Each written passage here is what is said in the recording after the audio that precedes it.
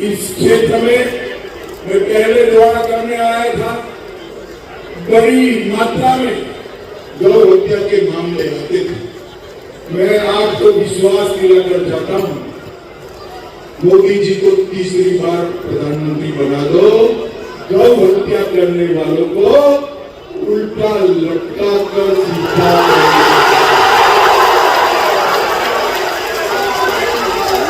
सीधा पकड़ की भूमि है। यहाँ गौ हत्या नहीं चल सकती। न गाय की तस्करी होने देंगे, न गाय की हत्या होने देंगे।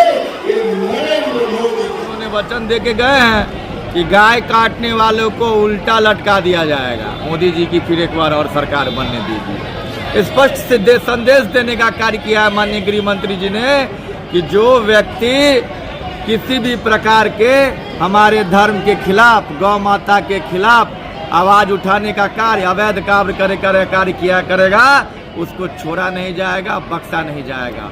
और अशोक यादव जी तो पिछली बार बिहार में रिकॉर्ड मतों से जीत दर्ज किए थे।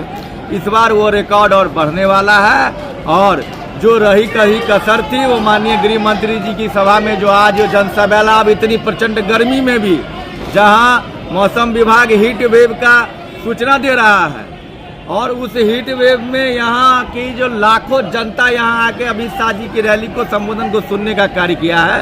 यहीं से आज 4 जून को फैसला क्या होगा, आज ही हमको लगता है फैसला हो गया है। मधुबनी की महान जनता अशोक यादव जी के कार्यों पर, नरेंद्र मोदी जी के किए गए विकास कार्यों पर अपना मुहर लगा चुकी है, मन बना चुकी है। बस उन्हें 20 तारीख को जाकर 2 नंबर पर कमल बटन दबाकर एक उनको औपचारिक घोषणा करना बाकी है। भारी अंतरों से 5 लाख से अधिक वोटों से माननीय अशोक यादव जी फिर से सांसद बनेंगे। और गृह मंत्री जी ने एक बड़ी बात बोली है मंच से कि आप लोग जिताइए, कद बड़ा करने का काम मैं करूंगा। तो एक बड़ा संदेश मधुबनी की जनता को देने का कार्य माननीय गृह मंत्री जी ने किया है। और मुझे उम्मीद है कि मधुबनी की महान जनता माननीय अमित शाह जी के बातों को अपने आत्मसात करके 5 लाख से अधिक मतों से अशोक यादव जी को जिता के लोकसभा भेजने का कार्य करेंगे। क्या नाम हो आपका? बालेंदु झा।